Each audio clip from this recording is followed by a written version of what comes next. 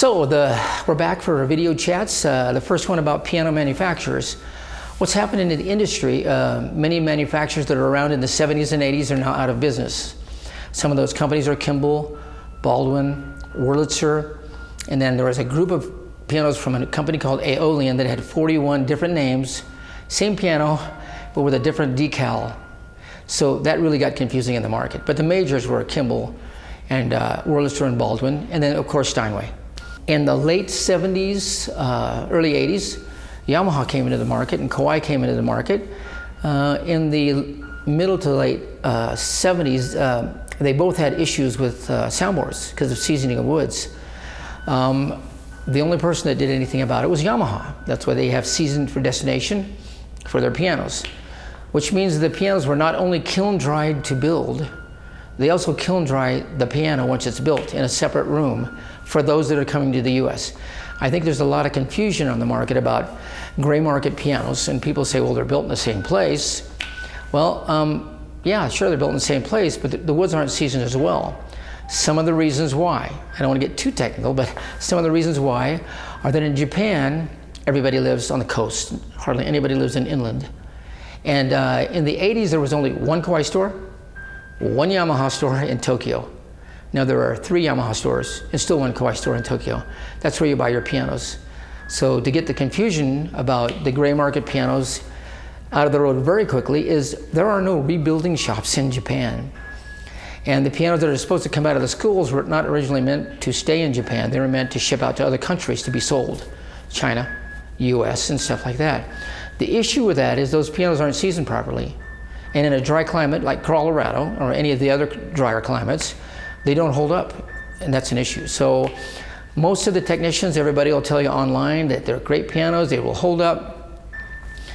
I had a dealer here in town, closed, and I said, okay, if you can give me a gray market piano in Colorado that's not with a cracked soundboard, I'll give you a brand new Yamaha. Nobody's ever taken me up on it, and it's because there is no such thing. So that's that part of it.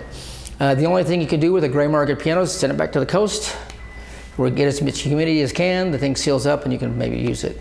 But that's gray market pianos. So in the early 80s, the market started changing dramatically. Kimball, Wurlitzer couldn't keep up. Baldwin was having issues also, and they all started, some of them would be making pianos either in Korea or China. And then some other manufacturers came into play. But the main ones still were Steinway, Baldwin, Yamaha, and Kawai. And we're talking about traditional pianos without going into the Europeans. We can talk about those next. And so that market in the 1980s really changed because Kimball fell off by the late 1980s. They were gone, Wurlitzer was gone, and Baldwin was barely hanging on. And after a few bankruptcies in the middle 80s, and then 2001, they ended up closing up and moving to China, where they built their pianos. And they're being built there now. They're on their second, I think, manufacturing plant, Parsons. So that's the Baldwin company. And then the rest of the companies that were big, they were Korean companies. They were Youngchang and Samick. They were both built in Korea, in Seoul, Korea. They were nice pianos across the street from each other, similar to Yamaha. If you've been in Japan to Hamamatsu, let me see, Kawai's on the right, Yamaha's on the left in Hamamatsu. That's where the main factories are. In Seoul, Korea, it's the same thing. Samick and Youngchang are across from each other. Samick decided to move their plants to Indonesia because of the cost, right? It became too expensive for them to compete. Youngchang moved their factories to China because it was hard for them to compete with the cost and prices. When they first came on the market, they were competitive with Yamaha a little bit because of the price point. They couldn't build something as good as a Yamaha and sell it for the price point that they had to sell it for. So they opted to sell to a price point.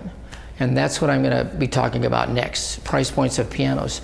The reason there's pianos on the market, there's kind of entry-level pianos. And in the 80s, the entry-level pianos would have been the lower line Kimballs, lower line Wurlitzer, lower line Baldwin, all the Americans. Now it's the Chinese, Indonesian, and some of the other manufacturers with off-brand names.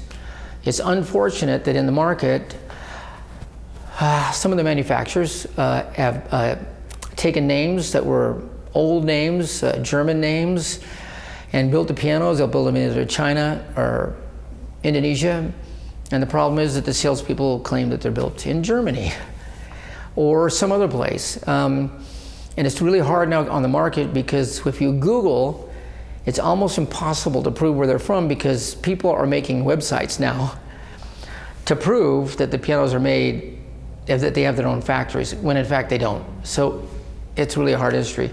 That's why it comes down to being able to trust who you're dealing with, trust the dealer, trust the company, trust the family that owns the company. And I think that's the most important thing in the selection of a piano nowadays. I can go on about some of the other pianos, but I'll stop here just as a brief start for this video chat. Thank you.